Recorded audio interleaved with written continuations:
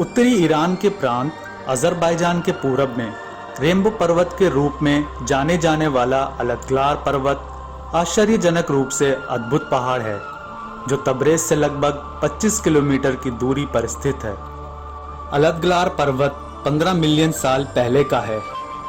इस आकर्षक जगह में विभिन्न प्रकार के रंग हैं, जिनमें लाल, तांबा, भूरा, पीला, सफ़ेद, हरा और नीले रंग के विभिन्न स्पेक्ट्रम हैं। जैसे जैसे सूर्य की सुनहरी किरणें और परिदृश्य पर छायाओं का एक आवरण डालती है, दृश्य प्रभाव और भी अधिक आश्चर्यजनक हो जाता है। हर साल बहुत सारे पर्यटक, विशेष रूप से इको पर्यटक जो ईरान की यात्रा करना चाहते हैं, इस जगह की शानदार तस्वीरें लेने के लिए इसका चुनाव करते हैं, क्योंकि ये पर्वत पेशेवर फोटोग्राफी के लिए एक अनूठा अवसर प्रदान करते हैं।